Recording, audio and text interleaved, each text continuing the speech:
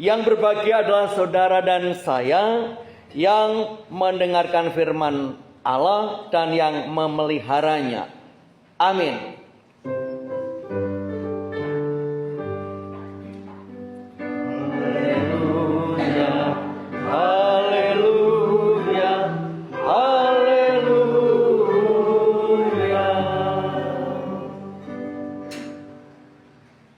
Saudara, tema ini cukup menggelitik. Jangan membedakan orang. Kira-kira benar atau salah kata-kata ini? Jangan membedakan orang. Apakah orang itu tidak boleh dibedakan? Boleh tidak Bapak Ibu? Boleh. Tadi begitu Bu Penatua Ngatmi membaca firman Tuhan diberi ganjel. Karena jenisnya sama dengan saya, mini kompo. Tapi begitu Pak Lintang maju gentian, ganjelnya tidak digunakan. Artinya jelas harus dibedakan. Persoalannya memang di dalam fakta perbedaan itu menjadi permasalahan yang bisa heboh. Beda selera, beda suku, apalagi beda agama. Itu ternyata sebuah kenyataan. Nah, hari ini saudara, saya yakin tema jangan membedakan orang karena memang sering terjadi orang dengan ekstrim membeda-bedakan satu dengan yang lain. Nggak usah dibedakan, semua orang itu beda, nggak ada yang sama. Nah, apalagi apa yang dikatakan Tuhan Yesus. Ini lagunya Bapak Ibu.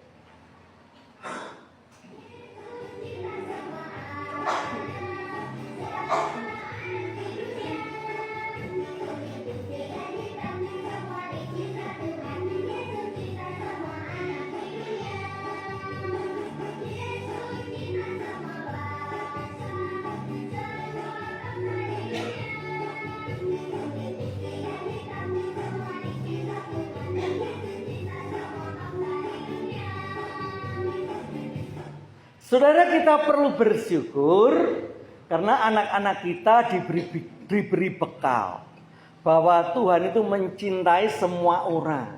Tidak ada nyanyian kafir-kafiran dalam lagu sekolah minggu. Bayangkan, sudah bilang kafir pakai bendera langsung jalan, itu kan menyedihkan. Jadi kita bersyukur kalau gereja membawa ajaran bagaimana kita semua itu dikasihi Tuhan. Sehingga biarlah September semakin ceria. Daripada saling menyalahkan dan merasa benar. Nah, 4 bacaan kita hari ini semakin menguatkan kita. Yang pertama, ya, ini yang pertama lagunya.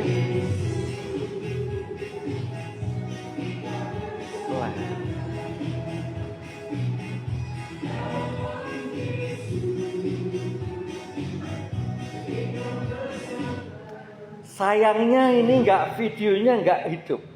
Kebablasan, mundur lagi multimedia. Nah, ini mestinya kalau bisa diklik itu video. Dan yang bernyanyi ini orang-orang beraneka. Wah, ini sebenarnya kalau saya mengatakan nanti agak sensitif. Ini agama dengan pakaian yang warna-warni. Lagunya dalam Tuhan, cuma diubah. Kalau dari gereja dikatakan dalam Yesus. Nah, sama ketika saya kemarin melewati SD Mbaraan, pada saat itu hari Jumat kalau nggak salah, mau kemah ya, ada kemah, ada persami mungkin. Itu lagunya anak-anak kumpul, lagunya gini, api kita sudah menyala, api, api, api, api. Wah, luar biasa. Ternyata lagu itu dipakai, Bu, ya, di dalam perkemahan, tetapi api Kristusnya hilang. Nah, artinya saudara, Amsal mengingatkan orang kaya dan orang miskin bertemu, yang membuat mereka semua ialah Tuhan. Jadi soal miskin dan kaya, perbedaan ekonomi, perbedaan apapun juga, apapun itu, ketika kita berani menariknya sampai pada pengakuan bahwa Tuhan itu mengasihi semua orang, nggak ada masalah. Kalau kita mengadopsi lagu-lagu, mungkin bahkan lagu dari teman-teman yang lain, diganti kata-katanya. Tetapi hati-hati, tidak semua orang mau. Tidak semua orang mau. Bapak Ibu, kalau Bapak Ibu pernah pijet di refleksi AD di family, siapa yang pernah pijet di sana? Pijet refleksi. Itu orang pijet lagu-lagunya, tapi melodi itu lagu-lagu hampir semua gereja. Dan orang seneng karena lagunya bagus-bagus. Kalau nggak percaya, besok pijet 60 menit, nggak tahu sekarang 90.000.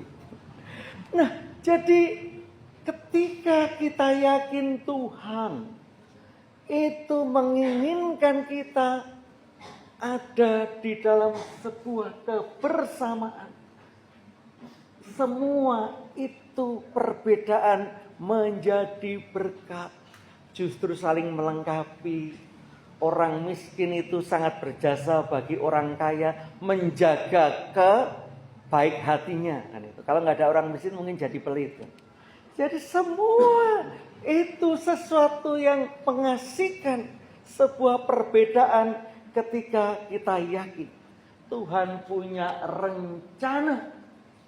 Itu sebuah keinginan untuk Tuhan mempertemukannya, supaya bulan ini semakin ceria. Nah, itu September ya, dalam Tuhan. Yang kedua, ya,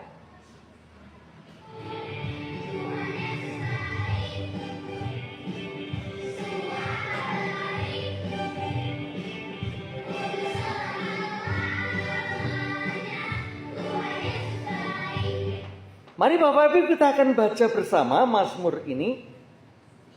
1, 2, 3. Lakukanlah kebaikan ya Tuhan kepada orang baik dan kepada orang-orang yang tulus hati. Nah, menarik.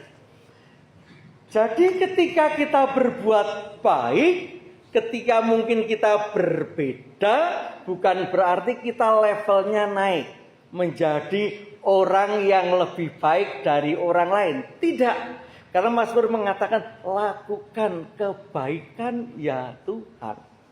Artinya kebaikan itu sumbernya, inspirasinya itu dari Tuhan. Itu yang menarik. Banyak orang-orang yang baik hati tetapi sombong hati juga kan. Banyak orang memberikan kebaikan, tetapi karena orang yang diberi kebaikan itu kan pasti manut. Mau bagi beras 1 kilo, antrinya 100. Sampai ke depan sudah hilang karena kena matahari hitam. Bayangkan bahwa banyak orang berbuat baik itu merasa beda, merasa levelnya naik, merasa lebih bisa semena-mena. Apalagi namanya gratisan kan itu. Biasanya kalau orang suruh gratisan, ya sama, kadang-kadang yang gratisan itu ya yang penting duit, kadang-kadang tidak mau lihat bahwa kita juga perlu dihargai. Makanya jangan kita membeda-bedakan hal itu sehingga ada rasa di satu sisi superior, sombong, bisa berkuasa karena berbuat baik. Satu sisi merasa tidak berdaya, merasa tidak level, rendah diri.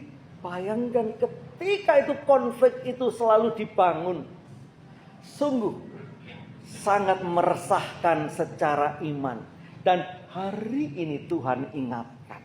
bahwa kebaikan itu adalah ekspresi dari kebaikan Tuhan. Tidak perlu untuk dipermasalahkan dan dibeda-bedakan, membentuk strata-strata sosial yang menyakitkan. Lalu selanjutnya saudara, dari Yakobus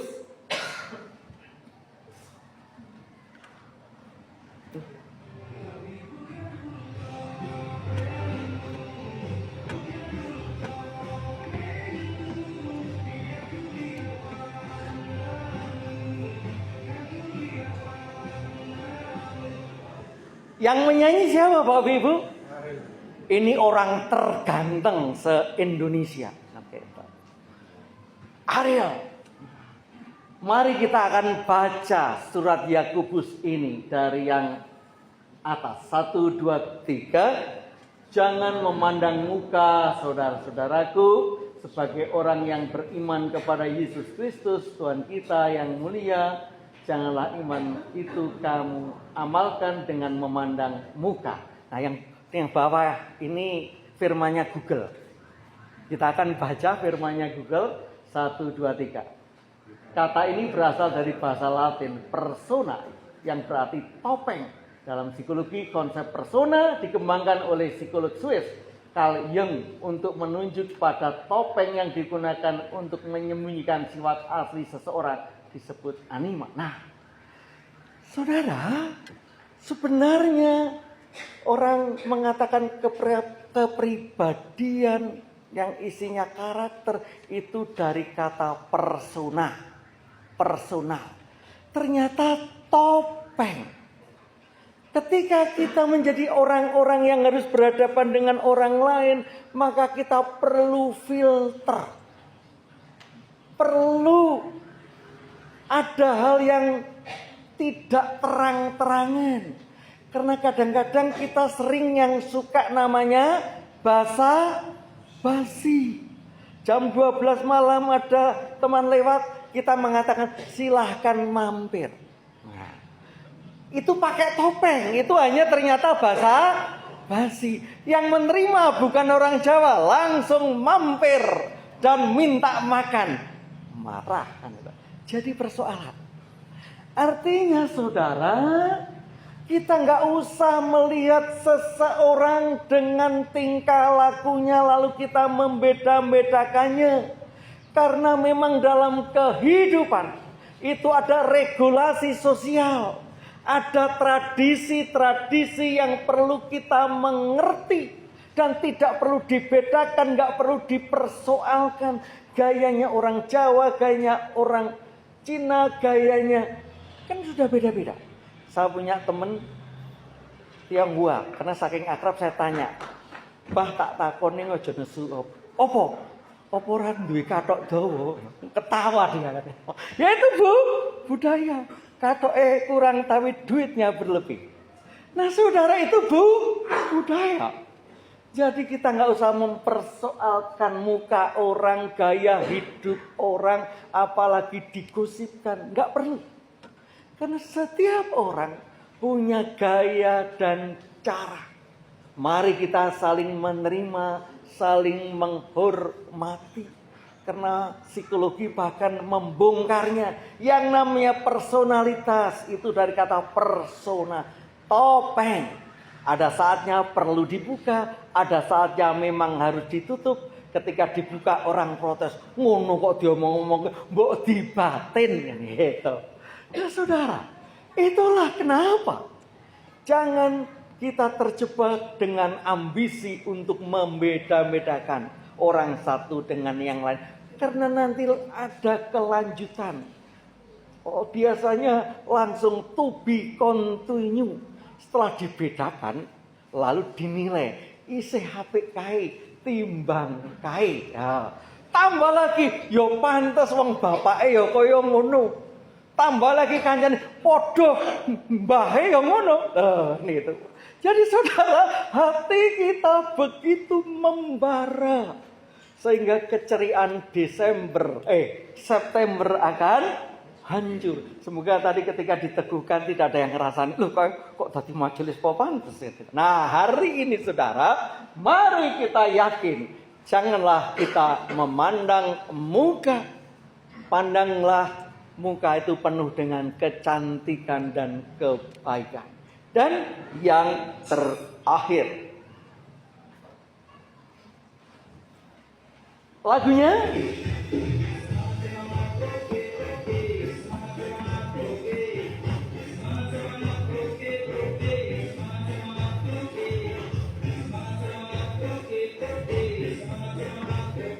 mari kita baca firman Tuhan ini, Markus 7 ayat yang ke-28.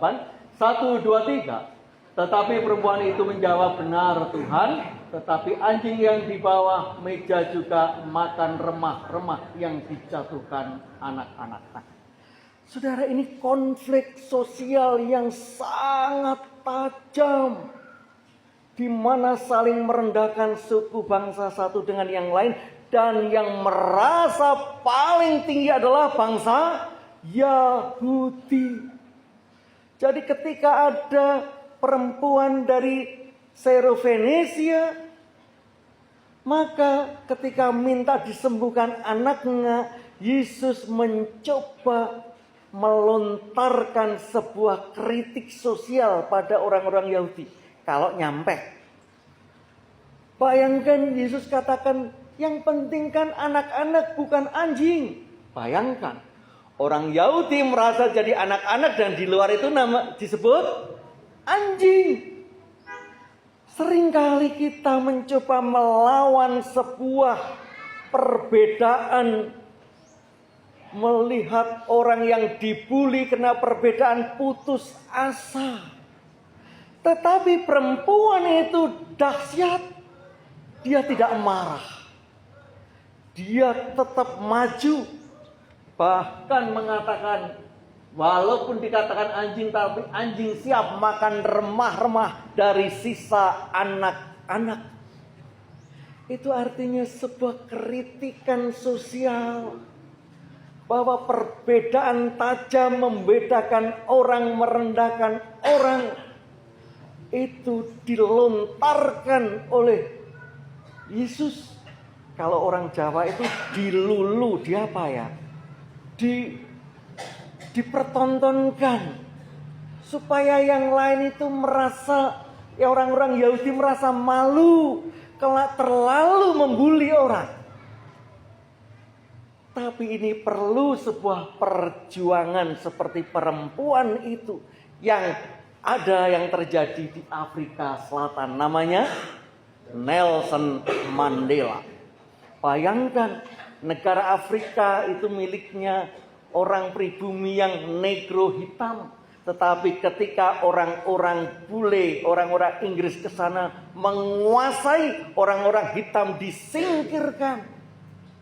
Dan luar biasa perjuangannya berpuluh-puluh tahun.